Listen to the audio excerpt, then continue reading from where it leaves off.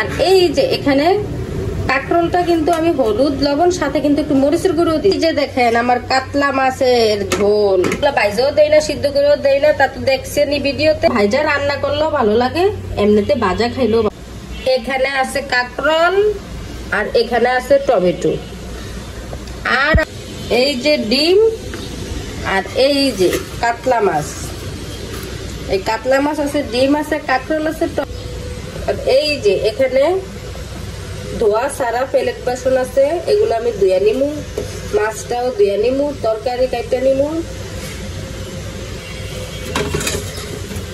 এগুলো সকালবেলা নাস্তা খাওয়া হয়েছিল, এইভাবে পরে আসছে। আজকে সকালবেলা রুটি বানাইছিলাম আর কালকের ভাজি ছিল বরবটি আর আলু ভাজি, সেই ভাজি দিয়ে খাওয়া হয়েছে রুটি। এখনো ধোয়া হয় না প্লেট বাসন গুলো, এখন আমি ধুয়ে নিমু, ধুইয়া কাইটা গুটা তারপরে আমি রান্না করা শুরু করব। এই আর কি, এইখান দিয়ে আমি সবকিছু কাটা কুটা রেডি করে নিছি। এখন আমি রান্নাটা শুরু করে দিব। এই যে দেখেন মাছে হলুদ লবণ মাইখা নিছি আর পেঁয়াজ কেটে নিছি, টমেটো সবই রেডি করে নিছি, টমেটো কেটে নিছি, যা যা আমার রান্নাতে লাগবে সবকিছু এখন রেডি। আর এই যে এখানে কাঁকরোলটা কিন্তু আমি হলুদ লবণ সাথে কিন্তু একটু মরিচের গুঁড়ো দিছি, দিয়া মাইখা নিছি। এখন আমি ভাজাভাজি শুরু করে দিব। এই যে দেখেন কড়াইতে তেল বসিয়ে দিছি, এখন শুরু হয়ে যাব আমার ভাজাভাজি। আর তরকারিও বসিয়ে দিব ওই চুলায়।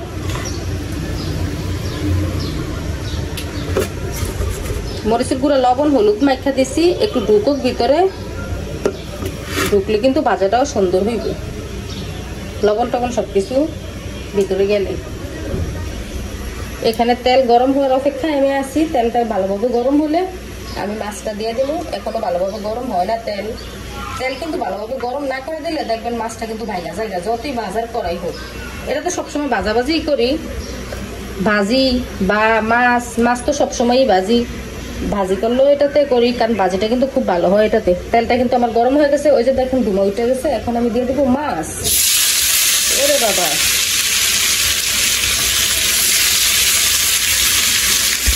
এই দিক দিয়ে আমার মাছ ভাজা হয়ে গেছে। আর এই যে কাঁকরোল ভাজা অর্ধেকটা হয়েছে আর অর্ধেকটা কিন্তু এই যে হইতে আছে।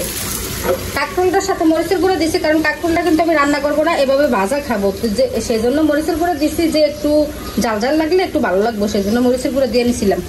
আর এই ভাজাটা হয়ে গেলে আমি মাছ ভুনা বসাই দিব। আর এই যে এখানে দেখেন আমার ডিমের তরকারি হইতেছে, এটাতে কিন্তু আমি এখনো ডিম দেই না, ডিমটা কিন্তু আছে এখনো এই যে কাঁচা। এখন কিন্তু এই ডিমটা বাইঙ্গা আমি উপর দিয়ে দিব। এখন এই যে ঝোলটা দেখেন আমার মাথা মাথা হয়ে গেছে, এই ডিম আমি বাইঙ্গা উপর দিয়ে দিয়ে দিব। পরে ডিমটা সিদ্ধ হয়ে গেলে এইভাবে কিন্তু ডিমটা খাইতে অনেক মজা লাগে। এটা আমি বাইজাও দিব না, সিদ্ধ করেও দিব না, কাঁচা ডিমটা এখন বাইঙ্গা দিয়ে দিব।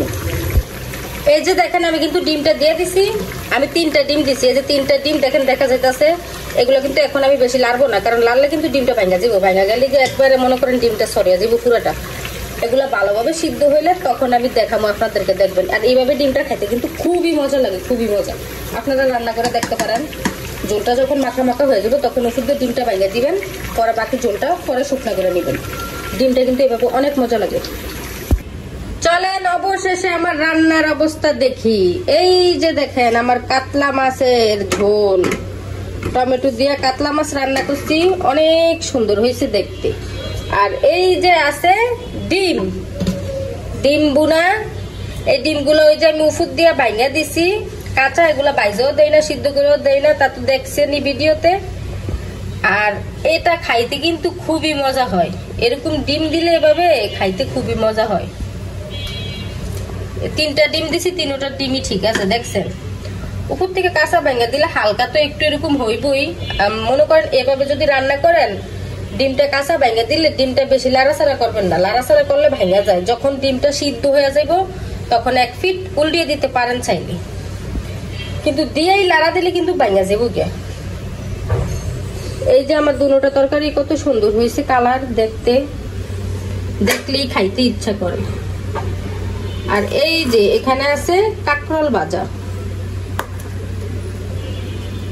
কাঁকরোল কিন্তু ভাজা রান্না করলেও ভালো লাগে, এমনিতে ভাজা খাইলেও ভালো লাগে। দুইভাবেই ভালো লাগে, ভাজাও ভালো লাগে রান্নাও ভালো লাগে। কিন্তু এমনিতে রান্না করলে মানে ভাজা ছাড়া রান্না করলে কাঁকরোলটা যেন কিরকম একটা লাগে, বেশি ভালো লাগে না। অন্তত আমার কাছে, সবার পছন্দ আর রুচিতে একরকম না, মানে আমার কাছে ভালো লাগে না। বিশেষ করে ভাজা রান্না করলে, কাঁকরোল আর পটলে দুইটা কিন্তু ভাজা রান্না করলে বেশি মজা হয়। তো কেমন হইলো আমার রান্না অবশ্যই বলবেন, রান্নাটা আমার কেমন হলো। সবাই ভালো থাকবেন, সুস্থ থাকবেন। আল্লাহ হাফেজ।